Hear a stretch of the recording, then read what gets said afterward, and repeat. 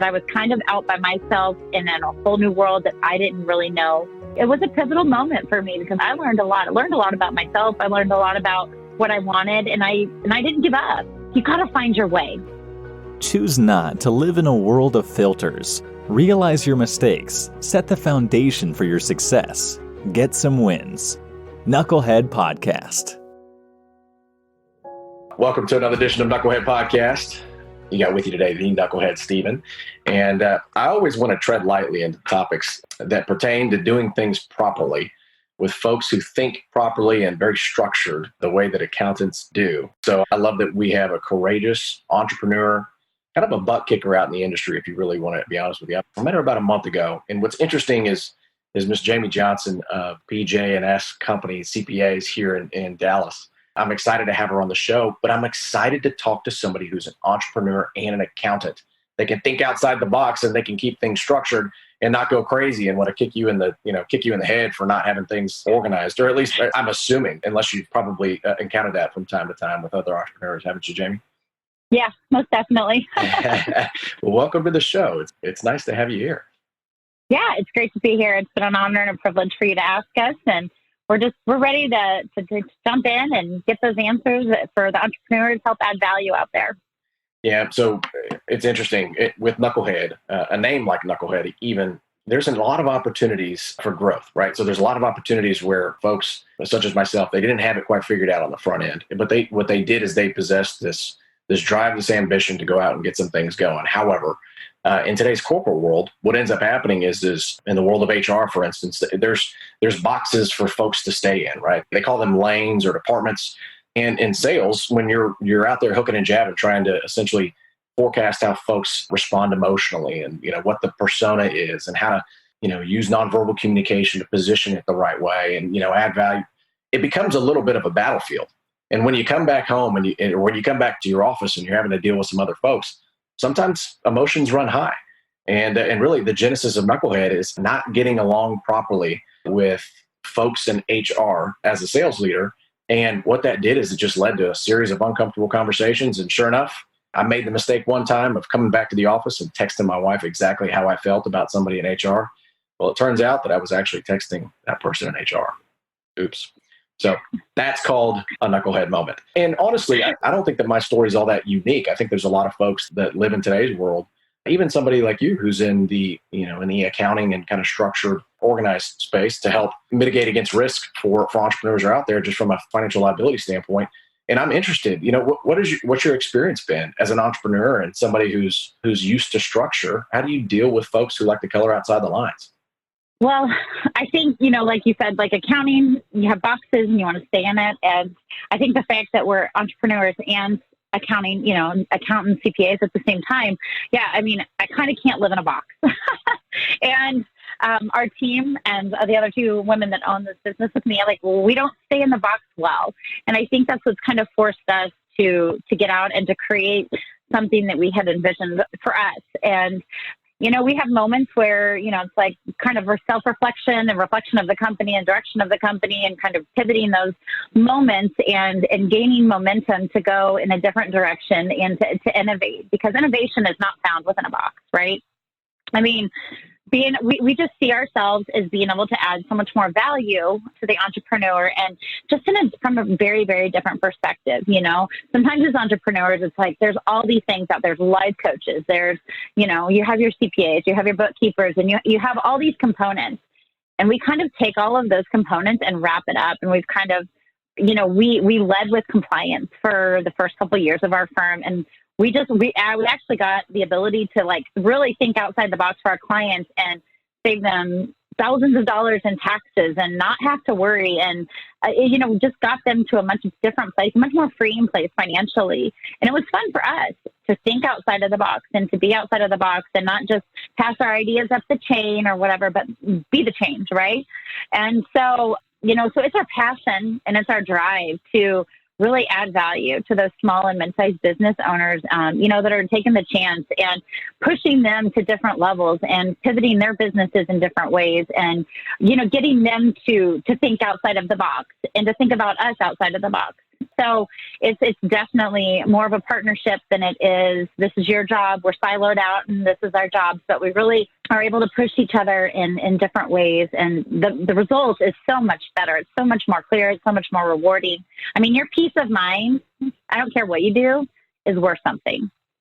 100%. Well, it's interesting. I talked with a small business owner earlier today, and they used to be in the nursing business. And they now are in retail, right? But it's a completely different type of stress. And so I think you touched on something that I thought was very interesting. Whereas before you used to run things up the chain or led with compliance.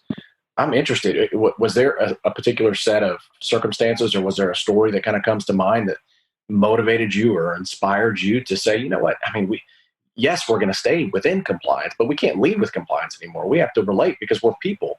People under pressure make significantly different decisions than folks that are on vacation, if you know what I mean. Absolutely.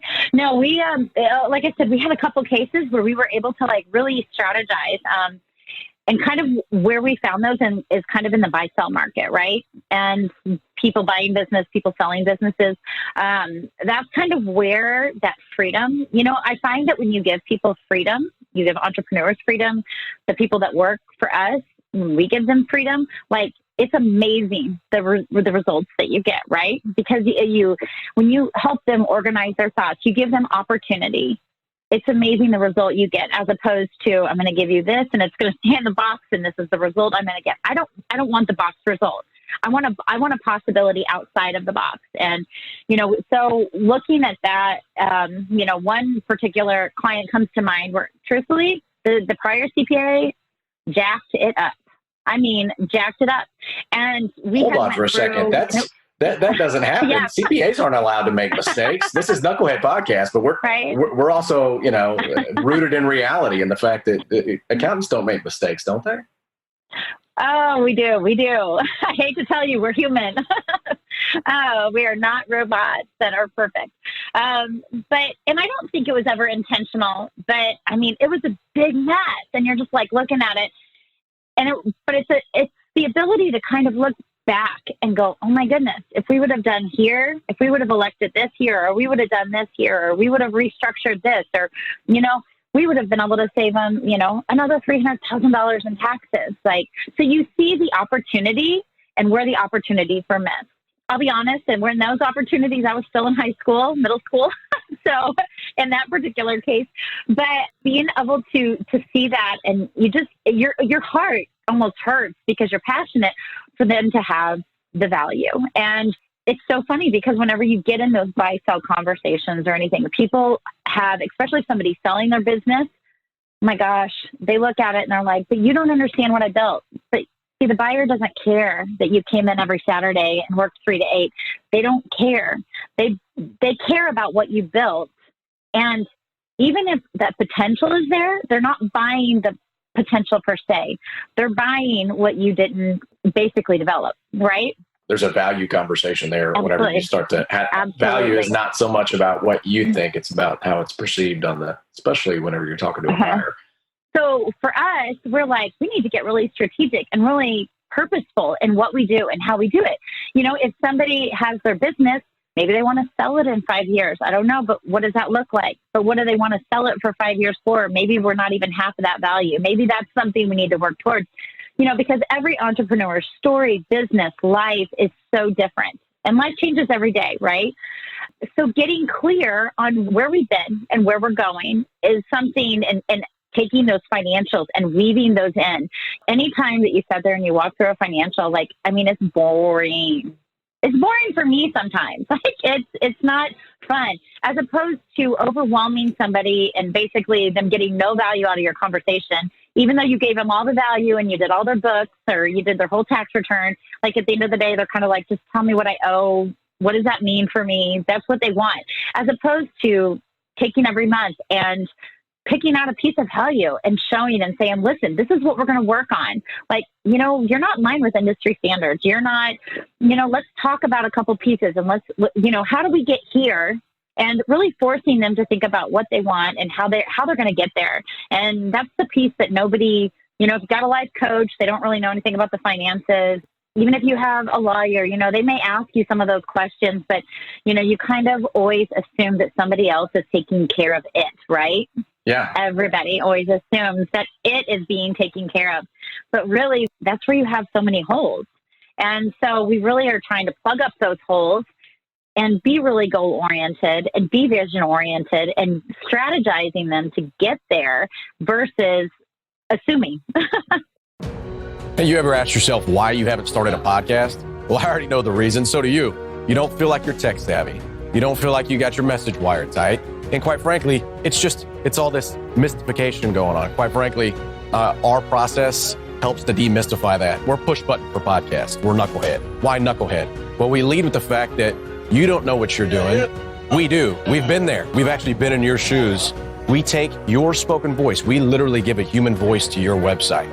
You want to bring dead leads to life? Well, then you need to talk to Knucklehead. Essentially, what we're going to do is we're going to take you through our process, and we're going to help take your human voice and increase the process for you going from dead leads to life. How do I do that? Well, you essentially just take your human voice, put it in a directory, and let people consume more of you. Give your audience the ability to Netflix on you. They want to binge watch you. They want to binge listen. Give them the ability to take your voice along on that commute with them. So you can get in touch with us, Steven at Knucklehead Podcasts, or if you got a really cool story, stories at Knucklehead Podcasts. You can find us on LinkedIn and on Facebook at Knucklehead Promotions LLC, and get in touch with us. Don't be a beta about the process. Don't let the fact that you don't know prevent you from getting some wins. So don't be a beta, get some wins, and contact us today. See you. It's interesting. What I'm hearing a lot with what you're saying is there's so much exposure that you get as an accountant to what typically gets either swept under the rug or put in the closet or not really analyzed, that you have to have some really kind of uncomfortable conversations with folks about what their goals are. So, hey, what is it that you're working towards? What is it that you're looking to accomplish? Where they are probably responding very emotionally to, hold on for a second, you don't understand. But I'm trying to survive here, or I'm trying to provide for my family. I'm trying to provide some choices. And you're like, no, that's all well and good. I'm not saying that you should stop. What I am saying though is, what's the goal?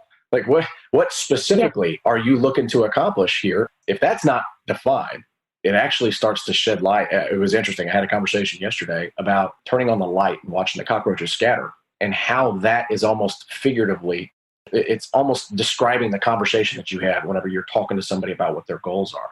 And in today's business world, sometimes you have to deal with folks who they do not operate above reproach in terms of from a moral or ethical standpoint. And, this is something that I kind of wanted to ask you about. I mean, if it motivated you to go out kind of on your own and be an entrepreneur and help entrepreneurs connect with what it is that they want to do long term, did you see a problem that exists in the business world of, women being put in a position kind of by the good old boy network, so to speak, of, hey, listen, this is kind of how we've always done it. So don't be coming in here trying to right the ship or beat a change. You go do that somewhere else. Do you feel like that? Yeah. That's kind of synonymous with what today's business world can be like? A lot right now, yes, we are all women. We're women owned. All of our people are actually independent contractors, but they're all women. They all have the freedom. That's what we try to stay out. They conduct their own work. I mean, we give them the work, obviously, but then they have the freedom. They have the freedom with that client. They have how they work, when they work, I mean, we have some outside guidelines, but yes, I mean, break the mold, right? It's crazy. Sometimes, even I was at a conference with and this was like another woman CPA, and she's like, I just don't get it, how it works. I don't understand. And I don't see how anybody would ever take a virtual CPA. And I'm like, well, actually, I mean, we started to kind of peel back the onion on our business and go, okay, what really provides value and what do we really love to do, right? And before we did that, I'm like, by the way, we had 95% customer retention because it was the value and it was the service that we provided. It wasn't about meeting you face to face or at the table or anything like that. And that 5% was us saying, yeah, this isn't working for us. So now we have started to kind of pare back. Just because we're shifting our business and this is more advisory led now and everything. My parents are both entrepreneurs. My mom is, and my mom actually started her business. She's an artist. I'm a CPA. My sister's a photographer and multimedia producer. I don't know where I came from at times. I'm like, I guess I'm the one that keeps them grounded, maybe. But I'm able to really have the flexibility. I drop my kids off at school every day. I pick them up from school every day. Same thing with our team. People aren't, we had one team member that had some illness in the family. She was able to step away from a little bit. So, having that flexibility, and it was in those moments that they go, holy cow, this is really valuable. Like, we're able to take care of things that we need to take care of and not feel the stress and everything. But my mom was a stay-at-home mom for many years. And I love that. I loved being able to come home to my mom, right? And I knew that if I had a chance to be able to do that, I was probably going to have to get my CPA license and write my own ticket, which it never scared me. I played athletics in college, and I was always kind of a go-getter and driven and everything like that. But I wanted to be there for my kids. And as the other two owners and myself actually met through another company, one lives in Montana, one lives in Chicago, Illinois, and I live here in Dallas. And we actually bought the business at the end of 2015, and we met for the first time this last May, like face to face. And people are like, no, you didn't buy a business, but we had been working together since 2012, virtually, very similar work ethic, very similar morals, everything. And I'm like, no, it's possible. People are everything, right? And I trust them. Not one time has it ever entered my mind like, oh, I wonder what they're doing. Are they really doing the work they should? Like, everybody's got a different spot at the table per se. And it works exceptionally well. Every client, every small business owner, mid-sized business owner is not for us. But somebody who's willing to jump in, like when we have those conversations, we call them discovery calls. When we sit down, we ask for permission to ask those questions because they are crazy uncomfortable at times because it really pushes you to a different space. And B, we ask for commitments because we can't run their business. They have to run their business. We just have to help them get the tools and push them to get there, right? We're kind of their accountability partner, I guess you could call us that if you wanted to put a name on it. Did you realize that you were going to be organizing financial statements and be a therapist on the couch? I mean, at times, my goodness, yeah. Jami, you know what I mean? I've always heard it to be said. Yeah, when you have a business that is comprised of people, and then there's process that you have to pay attention to, and then there's products, right? But if you don't take care of the first one, then the other two don't matter. And what you're talking about is you're talking about being empathetic to folks, and you're also breaking the mold. I mean, the fact that you bought a business with two women that you haven't met, yes, you have operational familiarity with them because you've worked with them in the past, but you haven't physically met them until recently, and you've ran a business with them for the last 3 years. That makes me uncomfortable because I'm like, I don't know if I could I don't know if I could go, go fishing or grab a beer with somebody like that I didn't even know. But you bought a business and ran a business for 3 years with other folks. So I have to ask you, when it comes to failure and when it comes to screwing up, some of a motto that we live by here at Knucklehead is we call it "Don't be beta," and really all that means it describes an attitude of you got to be willing to go out there and mess up because you're going to screw up, you're going to fail. I don't know what sport you played in college, but let's talk about a time when you screwed up and you didn't think that you were going to be able to make it back from that.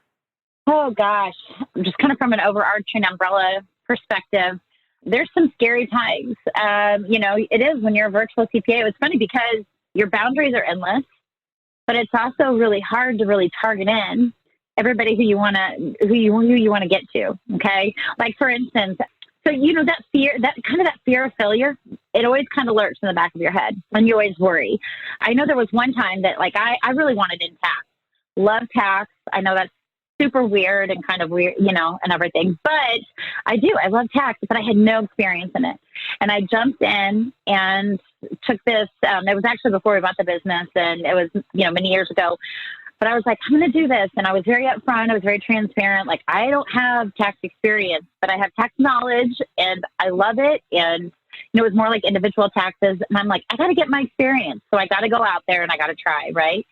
And there were some points that it was a terrible tax season. Oh it was awful. There were many times that I was on my couch and I was like, why did I do this? Oh my gosh.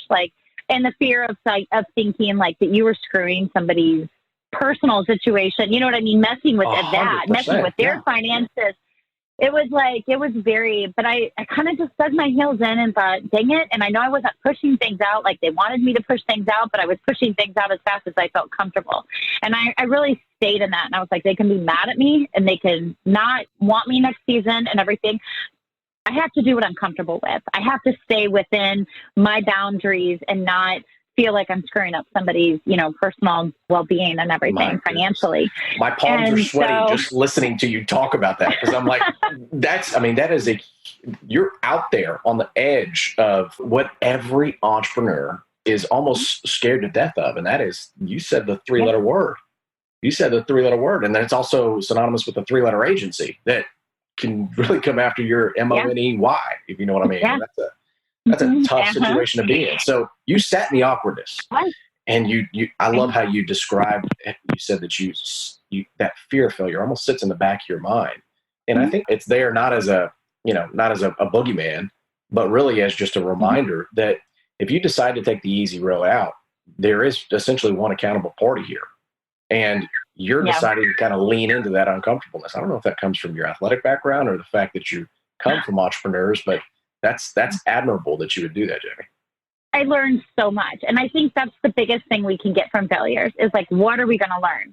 I think when we're in those situations and everything, I was actually talking to Megan, our marketing manager, before this, and I said, I always think of everything like a sponge. Like you take everything in and wring out what you don't need, and what's self-limiting for you, and just put that to bed. But you look at people and you look at how to be and how not to be, and you respond. And the person that I was accountable to from a boss perspective, there were things I was like, "Ooh, I'll never do that. I would communicate like this or anything," or that was a really good way in which that, they gave me grace. And how you manage people, or, so there were some really good points of that. And I went out and found it. Like, that was the thing, is like, I just went out and just, that's what I wanted. And so I had to find a way to get it. And it was funny because one of the other, I was ICN for a couple different things. And one of the other women that I was ICN for, she's like, why didn't you tell me? I would have gotten this, and this. And I thought, yeah, but to diversify your experience and to get that is good for me. You know what I mean? You got to find your way, right? And you kind of find your way through failure. So you don't let it define you, but you let it refine you. And that's kind of what I did in that moment. I was just like, okay, I need to get real clear and have self-reflect for myself and how I be better and how I be a better CPA. I knew that I wasn't doing anything against the law, or I wasn't doing anything, drastic, but it was a very nerve-wracking place to be in, to not feel like you had the support, or, I knew I could ask questions and everything, but I was kind of out by myself and in a whole new world that I didn't really know. I had the knowledge, but I didn't have the experience in there. It was a pivotal moment for me because I learned a lot. I learned a lot about myself. I learned a lot about what I wanted, and I didn't give up. I just kept pressing on, and I got my experience, and I just used that, and I just built it. I used it as a stepping stone, not a stumbling block. Yeah. Oh, I like how you said two things there. The one about, you don't let failure define you, let it refine you. And then failure is not a stumbling block. It's a stepping block. Those are two, kind of, when you think about it from the outside looking in without context, you would say that those are cliche phrases, but the fact that you sat there on your couch, you've actually looked at the actual reports that aren't just made up or models. These are things that are related directly to what somebody else is using their hard-earned dollars, their hard-earned energy and time to create these things out in the marketplace, and you're organizing it for them. It's a scary place to be. It also it's very rewarding to be able to say, you know what, you did that, and you pushed through it, and then in conjunction with pushing through it, you were successful, maybe not necessarily unscathed, but learning through that process, and came on the other side smelling a little bit more like roses. So, okay, so let's do this then. We want to know, what's the best way for folks to get in touch with you or get in touch with PJS & Co. So, how can people get in touch with you? I'm assuming that there's different ways that people can get in touch with you, either online or social media, that type of thing. Absolutely. Yeah, they can go to www.pjscpas with an S, .com, or we are on Facebook. You can find us at PJS & Co. CPAs. We are on LinkedIn as well, and Instagram as well, and Twitter. I have to tell you, I'm not a Twitter person. I don't tweet. Megan kind of handles all that for us. And we actually have a podcast starting. We're rolling it out on December second, cultivating business growth, just getting all the value out there and really talking strategics and talking HR and talking about all of those things normal CPAs don't do. And we really count ourselves as not normal CPAs, and we are okay with that. But we really advise you through the process and really challenge you. And so, yeah, we love to hear from people. And it's not for everybody, but we feel like that discovery call, like, really gets them thinking about their business. They always get value from that call. And I think as an entrepreneur, you have to know that. It's okay for not everybody to be okay with you, and that's totally fine. But add value where you can and press on. Yeah, I love the way that you qualified that towards the back end. So what's the name of your new podcast? It's called Cultivating Business Growth. Okay. All right. There we go. Cultivating business growth. I like that. So business out there in the marketplace, sometimes things don't go according to plan, right? Hence Knucklehead. But at the same time, whenever things do go in disarray, you find yourself kind of in uncomfortable zones. Jami just told you exactly how to get in touch with her. If you haven't found somebody like Jami, reach out to Jami. And also on top of that, she's got a show that you can actually listen to and consume some of that material. So if you're not quite comfortable enough reaching out, in December, it sounds like what's cool is you can go and actually engage in that. So if you're on this podcast right now, my encouragement to you is in December, after December, go to that search icon. Tell Siri, hey, listen, I want to find out how to cultivate business growth. And you'll be able to listen to Jami tell you exactly how to do that. I'm hoping, are you going to have guests on, or is this something that the three of y'all are doing together as well? Yeah. No, yeah, we're definitely going to have guests and everything throughout the process. So yeah, that'll be fun. That'll be fun. Well, that's exciting. I appreciate you taking some time. Any last parting thoughts that you want to leave these folks with before we jam? Just take care of your business because no one else will. Yeah. Well, I appreciate that. So for those of you who are listening, Jami told you a couple different ways to get in touch with her. If you're like me, a little bit of a knuckle dragger, a little bit of a knucklehead, spent some time in the Marine Corps, got hit in the head a lot playing football in college. So take some notes. Go back and re-listen to it again. But those letters are PJ, S, and Co. That's how you find her. And if you like listening to Knucklehead, we got new podcast episodes coming at you every Tuesday. We're on Facebook. We're all over social media. You can find us out at Knucklehead Podcast or Knucklehead Promotions, one of those two. And if you're not subscribed to this podcast and you're not subscribed to Jami's new show, do yourself a favor. Subscribe to it. That way you don't have to go back and find it again. You just press that subscribe button. And what ends up happening is you can actually leave some feedback in the form of a review or connect directly with us, and you can have a conversation back and forth. So if there's something that's, you're on your commute right now and you're driving and you're going, gosh, man, I don't know how to solve this problem. I'm staring down the barrel of a $5,000 tax bill. And the only reason why you're staring at that is because 6 months ago, you had a little bit of a challenge when it came to your AR, or one of your clients went out of business or something like that. There's a myriad of different examples where somebody like a Jami can actually add value. And we've had tax consultants on the podcast before, and their encouragement every single time is to just start a conversation. Same thing for you as a listener. Start a conversation with us, and maybe we can talk through some of that topic, either on a show or offline. So anyway, Jami, we appreciate you. We'll see you guys. Have a good rest of the week. Jami, thank you very much. Thank you.